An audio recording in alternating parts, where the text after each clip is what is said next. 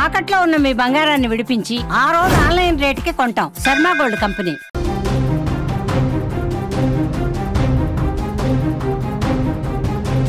Breaking news చూస్తున్నాం. ఇప్పుడు Iran Israel మధ్య జరుగుతున్నటువంటి యుద్ధం మూడవ ప్రపంచ యుద్ధానికి దారితీస్తున్నాయా? గత 4 రోజుల నుంచి జరుగుతున్నటువంటి భీకర దాడులు, ఓవైపు ఇజ్రాయెల్ ఈ యుద్ధాన్ని స్టార్ట్ చేసింది. ఇరాన్కి సంబంధించినటువంటి క్యాపిటల్ సిటీ టెహరాన్పై పూర్తి స్థాయిలో తమ పట్టును నిలుపుకునే ప్రయత్నం చేస్తుంది ఇజ్రాయెల్. మరోవైపు ఇరాన్ కూడా ఇజ్రాయెల్ మీద అదే స్థాయిలో దాడికి ప్రయత్నిస్తుంది.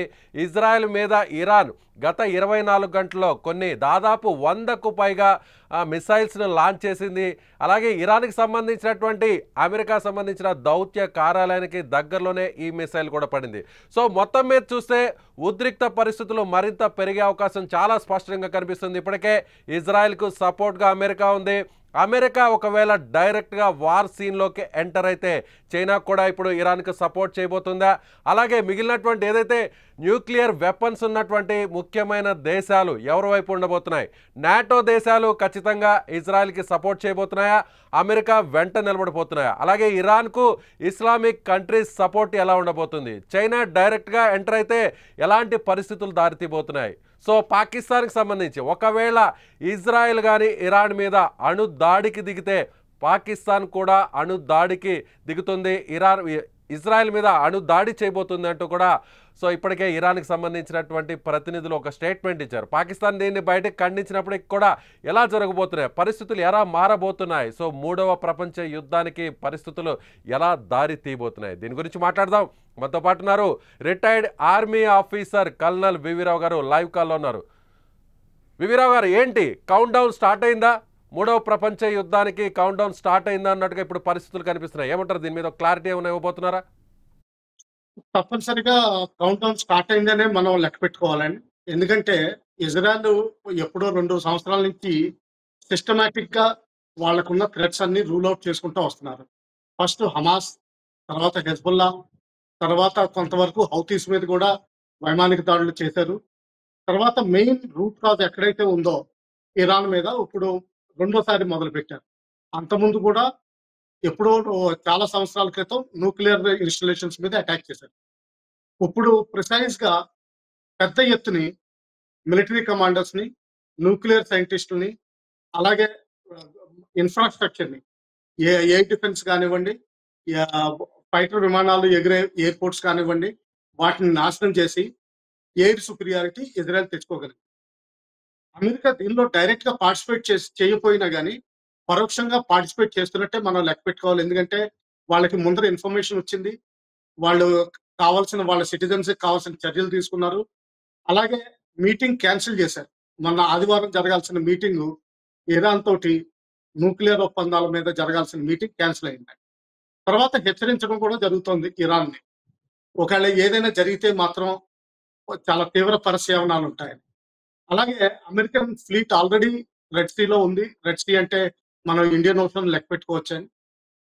ఇంకా ఇరాన్ భయపెట్టిస్తోంది, స్ట్రెయిట్ ఆఫ్ హార్మోస్ ఎక్కడైతే 20% ఓల్డ్ ఆయిల్ ట్రేడ్ డైలీ జరుగుతుందో దాన్ని మూసివేస్తామని, అది ఇరాన్ కంట్రోల్లోనే ఉంటుంది దాదాపు, అది మూసివేస్తామని భయపెడుతున్నారు. ఆ విధంగా ఇరాన్ ఇజ్రాయెల్ మధ్యన ముందర జరిగే ప్రస్తుత యుద్ధం కేవలం మిసైల్స్ దాడి, యుఎవిస్ దాడి ఇంతే కాదు, ఈ అసాసినేషన్స్ కూడా జరిగే అవకాశాలు ఉన్నాయి. ఎస్పెషల్లీ ఇరాన్ లో ఎక్కువ జరిగే అవకాశాలు ఉన్నాయి. వీటి వల్ల అమెరికా కూడా ఇన్వాల్వ్ అయ్యే అవకాశం ఉంది. ఎందుకంటే ఆల్రెడీ ఇరాన్ హెచ్చరించింది, ఇదంతా ఇరాన్ అమెరికా పార్టిసిపేషన్ ఉన్నట్టే లెక్క పెడుతున్నాం, దీనికి కూడా తీవ్రమైన పరిశీలనలు ఉంటాయని. ఇప్పుడు మిగతా దేశాలు చూస్తారా, యూకే 100% అమెరికా వెనకాల ఉంది. ఆల్రెడీ వాళ్ళ షిప్స్ కదలడం మెటీరియల్ సీలో ఉన్నాయి. ఇంకా ఫ్రాన్స్ అంటారా, ఇది తటస్థ వైఖరి పాటించవచ్చు కొంచెం వరకు. ఎందుకంటే అంతకుముందు ఆయతొల్లాస్ 1979 ముందర ఫ్రాన్స్ లో వాళ్ళు ఉండేవారు, దానివల్ల కొంత సింపతి ఉందండి. కానీ మిగతా నాటో కంట్రీస్, ఫ్రాన్స్ పార్టిసిపేట్ చేసినా చేయకపోయినా కానీ నాటో కంట్రీస్ మాత్రం యుఎస్ఏ సైడ్ వచ్చే అవకాశం. దీనికి ఆపోజిట్ గా రష్యాలో ఆల్రెడీ యుక్రెయిన్ తోటి ముడిపడి ఉన్నారు. అక్కడి నుంచి తెగదెంపులు చేసుకోవడం చాలా కష్టం అవుతుంది. దానివల్ల రష్యా ప్రస్తుతం డైరెక్ట్ గా ఇరాన్ తరపున ఇన్వాల్వ్ అయ్యే అవకాశాలు ప్రస్తుతం కనిపించట్లేదు. కానీ చైనా ఖాళీగా ఉంది. వాళ్ళు 100% వాళ్ళ మిసైల్స్ ఇవన్నీ టెస్ట్ చేసుకోవడానికి ఇదే మంచి అదను. సో, ఇరాన్‌కి 100% సపోర్ట్ వచ్చే అవకాశం ఉంది. ఇంకా కొన్ని రోజులు ఇదే యుద్ధం కొనసాగి ఇంకా తీవ్రమైతే 100% చైనా డైరెక్ట్ సపోర్ట్‌లో వచ్చే అవకాశం ఉంది. అయితే ఏ విధంగా వస్తుంది? ల్యాండ్ రూట్‌లో రావాలంటే పాకిస్తాన్ ద్వారా రావచ్చు వాళ్ళు. సిపెక్ రూట్ ఆల్రెడీ ఉంది. పాకిస్తాన్‌కి, ఇరాన్‌కి రూట్స్ ఉన్నాయి. అక్కడి ద్వారా రావచ్చు. లేదంటారా ఇంకా ఇండియన్ ఓషన్‌లోకి వాళ్ళ ఫ్లీట్ వచ్చి ఆల్రెడీ సబ్‌మెరైన్స్ ఉన్నట్టు ఇండియన్ ఓషన్‌లో ఉన్నట్టు 2, 3 రిపోర్ట్స్ ఉన్నాయి. అలాగే సర్వే షిప్స్ కూడా వాళ్ళయి ఉన్నాయి. ఈ విధంగా ఫ్లీట్ కదిల్చి వాళ్ళు డైరెక్ట్‌గా సపోర్ట్ చేయొచ్చు. బై ఎయిర్ సపోర్ట్ చేయొచ్చు. విమానాల ద్వారా సరుకులు, మెటీరియల్, వెపన్స్, మిసైల్స్ చేరవేసే అవకాశాలు చాలా ఉన్నాయి. సో, ఈ విధంగా మూడవ ప్రపంచ యుద్ధానికి దాదాపు అంచుల్లో ఉన్నామంటే లెక్క పెట్టుకోవాలి. భారత్ చాలా జాగ్రత్తగా ఉండాలి. వివి రావు గారు కొద్దిసేపటి కిందటే ఇరాన్ కూడా ముఖ్యంగా ఒక స్టేట్మెంట్ కూడా ఇచ్చింది. గతంలో ఏదైతే 1968లో ఒక ఒప్పందానికి, అదే ముఖ్యంగా అంతర్జాతీయ ఒప్పందానికి కట్టుబడి ఉంటూ కొన్ని సంతకాలు కూడా చేసింది. ఏంటంటే అణ్వస్త్ర వ్యాప్తి నిరోధక ఏదైతే ఒప్పందం ఉందో ఈ అగ్రిమెంట్కి గతంలో ఒప్పుకుంది. ఈ అగ్రిమెంట్ నుంచి, ఈ ఒప్పందం నుంచి, అణ్వస్త్ర వ్యాప్తి నిరోధానికి సంబంధించిన ఒప్పందం నుంచి తాము బయటకు వస్తున్నాం. దీనికి సంబంధించి కూడా ఏదైతే ఇరాన్ పార్లమెంటులో కూడా బిల్లును ప్రవేశపెట్టడానికి ఇరాన్ సిద్ధమైపోయింది. అంటే ఒక రకంగా ఏదైతే ఆయుధాలను తయారు చేయడానికి సిద్ధంగా ఉన్నాము అని ఒక రకంగా పరోక్షంగా ఈ స్టేట్మెంట్ అనుకోవచ్చా? సో దేనికైనా కూడా తెగబడడానికి సిద్ధంగా ఉన్నామని చెప్పుకోవచ్చా? మరోవైపు పాకిస్తాన్ కూడా మాకు సపోర్ట్ చేస్తుంది. ఒకవేళ ఇజ్రాయెల్ కానీ న్యూక్లియర్ దాడి చేస్తే, అణు దాడి చేస్తే తమ మీద, పాకిస్తాన్ ఖచ్చితంగా ఇజ్రాయెల్ మీద అణు దాడి చేయడానికి సిద్ధంగా ఉందంటూ కూడా ఇరాన్ ఒక స్టేట్మెంట్ ఇచ్చింది. అంటే ఇప్పుడు మీరు చెప్తున్నట్టుగా చైనా పాకిస్తాన్ ద్వారా ఇరాన్కి సపోర్ట్ చేసేటువంటి అవకాశం ఉందంటారా? 100% ఉంది. ఎందుకంటే పాకిస్తాన్‌కి అనుబంధంగా ఉంది చైనా. అమెరికా దూరంగా ఉంటుంది. సో, అందువల్ల ఏంటంటే చైనాకి ఎక్కువ సపోర్ట్ ఇచ్చే అవకాశాలు ఉన్నాయి పాకిస్తాన్. ఇంకా ఇరాన్ అంటారా? న్యూక్లియర్ ప్రొలిఫరేషన్ ట్రీటీ మీరన్నట్టుగా, తెలుగులో అన్నట్టుగా ఏదైతే న్యూక్లియర్ వెపన్స్ ఎక్కువ తయారు చేయము, వేరే దేశాలకి స్ప్రెడ్ చేయము అన్నదానికి ఒప్పందం 60వ దశకంలో చేసిందైతే దాని నుంచి బయటికి రావడానికి ఆల్రెడీ పార్లమెంట్‌లో ముసాయిదా పెట్టారు. ఆయతుల్లా గారు దాన్ని 100% సపోర్ట్ చేస్తున్నారు కాబట్టి 100% పాస్ అయ్యే అవకాశం ఉంది. అది ఎలాగా థియోక్రసీ కాబట్టి 200% పాస్ అయిపోతుంది. ఒకసారి ఎన్‌పిటి నుంచి బయటకు వెళ్ళిన తర్వాత ఫుల్ ఫ్రీడమ్ ఉంటుందండి. ప్రస్తుతం ఏంటంటే international atomic energy agency inspectors ఇరాన్‌లో ఇంకా తిరుగుతున్నారు. ఎప్పుడైతే ఎన్‌పిటి నుంచి బయటకు వస్తారో ఈ ఐఏఈఏ ఇన్స్‌పెక్టర్స్‌ని బయటకు పంపించేయడం జరుగుతుంది. ఈ బయటకు పంపించేసిన తర్వాత న్యూక్లియర్ వెపన్స్ ఎంతవరకు డెవలప్ చేసుకుంటున్నారు అన్నది వేరే దేశాలు పసిగట్టడం కూడా కష్టమవుతుంది. ఎందుకంటే చాలా డీప్‌గా అండర్ గ్రౌండ్ వెళ్లారండి. ఎస్పెషల్లీ ఉత్తరంలో ఉన్న పర్వత శ్రేణుల్లో చాలా డీప్‌గా వెళ్లారు. ఇజ్రాయెల్ కూడా వాటిని డిమాలిష్ చేయలేకపోతుంది. ఒకవేళ America deep bunker busting bombs ఇచ్చినా గాని వాటికి కూడా కౌంటర్ గానే ఈ సొరంగాలు తవ్వడం, న్యూక్లియర్ ఇన్‌స్టాలేషన్స్ స్థాపించడం జరిగింది. ఇంకా కొన్ని రిపోర్ట్స్ ఏమొస్తున్నాయంటే ఆల్రెడీ ఇరాన్ 9 అణుబాంబుల్ని తయారు చేసిందని రిపోర్ట్స్ వస్తున్నాయి. అది చాలా నిజమయ్యే అవకాశాలు ఉన్నాయి. ఎందుకంటే చాలా సీక్రెసీలో చేసుంటారు. అది చేసుంటే మాత్రం తప్పనిసరిగా వాళ్ళు వాడే అవకాశాలు చాలా ఉన్నాయి. ఇంకా పాకిస్తాన్ సపోర్ట్ ఒకవేళ అంటారా ఇరాన్‌కి? వివిరావు గారు మీరు చెప్పినట్టుగా ఒకవేళ నిజంగా పార్లమెంట్లో ఈ ఒప్పందం నుంచి బయటకు వస్తున్నట్టు బిల్లును ప్రవేశపెట్టి ఒకవేళ తీర్మానం చేస్తే డైరెక్ట్గా ఇది అమెరికాని రెచ్చగొట్టినట్టు అనుకోవచ్చా? ఇప్పటికే అమెరికా తమ షరతులు కట్టుబడి ఉండాలి, ఒప్పుకోకపోతే మరింత యుద్ధాన్ని తీవ్రతరం చేస్తాము, ఎట్టైనా సరే ఇరాన్ ఖచ్చితంగా చర్చలకు రావాలని పిలుస్తున్నటువంటి అమెరికా ఇప్పుడు తన నిర్ణయాన్ని మార్చుకొని డైరెక్ట్గా ఇక యుద్ధ రంగంలోకి దిగే అవకాశం ఉందా? ఇప్పటివరకు పరోక్షంగా ఉన్నటువంటి అమెరికా ఇక నేరుగా ఇరాన్ మీదకు డైరెక్ట్గా అటాక్ చేసే అవకాశం ఉందంటారా ఒకవేళ ఈ ఒప్పందం నుంచి బయటకు వస్తే ఇరాన్? 100% అండి. ఒకవేళ ఎన్‌పిటి నుంచి బయటకు వచ్చేస్తే అమెరికా క్లారిటీ ఇచ్చినట్టు అయింది. ఇంకా చర్చలకు దిగబోము. మేము అణ్వస్త్రాలతో మా ఇష్టం వచ్చినట్టు చేసుకుంటాం. మాకు హక్కు ఉందని. ఆ విధంగా ఏంటంటే ఇంకా అమెరికా డైరెక్ట్‌గా ఇజ్రాయెల్ సపోర్ట్‌లో first deep bunker busting bombs ఇచ్చే అవకాశం ఉంది. అలాగే F-35 ఇంటెలిజెన్స్ షేరింగ్, ఇటువంటి విమానాల support, UAV support, reaper supports ఇవి కూడా ఇచ్చే అవకాశం ఉంది. దీనివల్ల ఏమవుతుందంటే ఇరాన్ హార్మోస్ ఏదైతే అది దారి ఉందో దాన్ని మూసివేయడం జరుగుతుంది. అది మూసివేయంగానే అమెరికన్ ఫ్లీట్ అక్కడ ఉన్నది రియాక్ట్ అవుతుంది.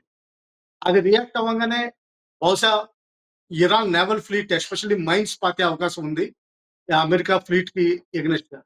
అలాగే హౌతీస్ కూడా వాళ్ళకి సపోర్ట్ లో వస్తారు, ఎందుకంటే హౌతీస్ కూడా డైరెక్ట్ ఇండియన్ ఓషన్ యాక్సెస్ ఉంది. సో ఈ విధంగా వార్ ఇమీడియట్ గా స్ప్రెడ్ అయ్యే అవకాశం ఉంది 100%. ఇప్పుడు వరకు చైనా డైరెక్ట్ గా ఎక్కువ మాట్లాడలేదు, కేవలం ఒక ఎస్సీఓ ద్వారా స్టేట్మెంటే ఇచ్చారు. కానీ దీని తర్వాత డైరెక్ట్ గా రంగంలో దిగే అవకాశం ఉంది. చెప్పండి. మరింత అంటే రోజు రోజుకి పరిణామాలు మరింత ముదురుతున్నాయనుకోవచ్చా? ఒకవేళ చర్చలు జరుగుతాయి, కేవలం 2-3 రోజులు మాత్రమే దాడులు ఉంటాయి, ఈ అటాక్స్ ఉంటాయి అని అందరు కూడా భావించారు ప్రపంచ దేశాలన్నీ కూడా. సో ఇప్పుడు ఇరాన్ తీసుకునేటువంటి నిర్ణయాన్ని బట్టే ఇప్పుడు ఏ దేశాలన్నీ కూడా ఎలా రియాక్ట్ అవుతాయి అనేది కూడా చూడాలంటారు, అంతేనంటారా? అంతేనండి. ఇంకా రియాక్షన్స్ కూడా జనరల్ గా మనం కొంచెం ప్రెడిక్టబుల్ గానే ఉన్నాయి. రష్యా డైరెక్ట్ గా మిసైల్స్ సప్లై చేసే అవకాశం ఉంది. అలాగే ఏదైనా సరే టెక్నీషియన్స్ పంపించే అవకాశం ఉంది. కానీ దానికి మించి చేసే అవకాశం తక్కువ అనిపిస్తుంది, ఎందుకంటే వాళ్ళు యూక్రెయిన్ లో ఫిక్స్ అయిపోయారు. ఇంకా విపరీతమైన ఫ్రంట్ రోల్కి వస్తుంది. ఫ్రాన్స్ కొంచెం తటస్థంగా ఉండే అవకాశం ఉంది. మిగతా నాటో కంట్రీస్ అన్ని అమెరికా వైపు తిరిగే అవకాశాలు ఎక్కువ ఉన్నాయి. యూకే 100% డిప్లాయ్మెంట్ చేస్తుంది. ఇంకా చైనా అంటారా 100% ఇరాన్ సైడ్ వస్తుంది. ఇప్పుడు ఇటు పాకిస్తాన్ చూస్తే అటు అమెరికా వెళ్ళాలా, ఇటు అమెరికా సైడ్ వెళ్ళాలా, ఇటు చైనా సైడ్ వెళ్ళాలా అని కొంచెం ఆలోచిస్తుంది. కానీ నేను అనుకోవడం బహుశా చైనా సైడ్ తిరిగే అవకాశాలు ఎక్కువ ఉన్నాయి, ఎందుకంటే సరిహద్దు ప్రాంతాల్లో ఉంది. తర్వాత సీపెక్ రోడ్డు వాళ్ళకి కన్వీనియంట్ గా ఉంది. ఈ విధంగా చూస్తే మాత్రం తర్వాత వాళ్ళకి క్యాష్ చాలా కావాల్సిన అవసరం ఉంది, అది ఇరాన్ ఇవ్వగలిగే పరిస్థితుల్లో ఉంది. సో ఆ విధంగా చూస్తే పాకిస్తాన్ చైనా తరపుని ఇరాన్ కి సపోర్ట్ ఇచ్చే అవకాశాలు డైరెక్ట్ కాకపోయినా కానీ ఇండైరెక్ట్ గా సపోర్ట్ ఇచ్చే అవకాశాలు చాలా ఉన్నాయి. Right sir, right. Thank you V V Rao గారు. సో ఇది కల్నల్ వివిరావు గారు చెప్తున్నట్టుగా రిటైర్డ్ ఆర్మీ ఆఫీసర్. ప్రస్తుతం కనిపిస్తున్నటువంటి పరిణామాలు, ప్రస్తుతం కనిపిస్తున్నటువంటి సిచ్యువేషన్స్ అండ్ మూమెంట్స్ చూస్తే ఖచ్చితంగా 3వ ప్రపంచ యుద్ధానికి దారి తీసే పరిస్థితులు చాలా స్పష్టంగా కనిపిస్తున్నాయి. రోజు రోజుకి యుద్ధం తీవ్రత పెరుగుతుంది. ఇప్పటికే డైరెక్ట్గా అమెరికా రంగంలోకి దిగేటువంటి అవకాశం ఉన్నట్టుగా కనిపిస్తుంది. ముఖ్యంగా ఇరాన్ చేసినటువంటి ఒక ప్రకటన ఏదైతే అణ్వస్త్ర వ్యాప్తికి సంబంధించిన నిరోధానికి సంబంధించినటువంటి ఒప్పందం నుంచి తాము బయటకు వస్తున్నాం, తమ పార్లమెంట్లో ఇప్పటికే దీనిని బిల్లు కూడా ప్రవేశపెట్టబోతున్నాం, ఒకవేళ బిల్లు కానీ తీర్మానం పొందితే మాత్రం బిల్లు నుంచి బయటికి, ఒకవేళ ఈ ఒప్పందం నుంచి బయటకు వస్తే బిల్లు కానీ యథాతథంగా ప్రవేశపెట్టి దీనికి ఓకే చెప్తే మాత్రం ఖచ్చితంగా దీన్ని సీరియస్గా తీసుకుంటుంది అమెరికా. డైరెక్ట్గా ఇక యుద్ధ రంగంలోకి దిగబోతుంది. ఒకవేళ అమెరికాతో పాటుగా మిగిలినటువంటి నాటో దేశాల సపోర్ట్ అంతా కూడా పూర్తిగా ఇజ్రాయెల్కి ఉంటే మాత్రం, ఒక్క ఫ్రాన్స్ తటస్థంగా ఉంటే మిగిలినటువంటి దేశాలన్నీ కూడా ఇజ్రాయెల్ వైపు నిలిస్తే ఖచ్చితంగా ఇరాన్కు చైనా సపోర్ట్ ఉండబోతుంది. అదేవిధంగా పాకిస్తాన్ ఎప్పుడు కూడా నక్కలాగా ఉండేటువంటి పాకిస్తాన్ అటు అమెరికా వైపు ఉంటుందా లేదంటే చైనా వైపు ఉంటుందా? ముఖ్యంగా ప్రస్తుతం ఉన్నటువంటి ఏదైతే ఆర్థిక అవసరాలను బట్టి ఇరాన్ అవసరాలు తీర్చే అవకాశం ఉంది కాబట్టి ఖచ్చితంగా డబ్బుకు అమ్ముడిపోయేటువంటి పాకిస్తాన్ ఇరాన్ వైపు ఉండే అవకాశం ఉంది. చైనా కూడా ఖచ్చితంగా ఇరాన్ వైపు దిగితే ఇక 3వ ప్రపంచ యుద్ధం ఖచ్చితంగా జరుగుతుందనేటువంటి పరిస్థితులు కనిపిస్తున్నాయని చాలా స్పష్టంగా చెప్తున్నారు రిటైర్డ్ ఆర్మీ ఆఫీసర్. మీరేమనుకుంటున్నారు? ప్రస్తుతం కనిపిస్తున్నటువంటి పరిస్థితులు ఎలా అనిపిస్తున్నాయి? కామెంట్ చేయండి. Thank you.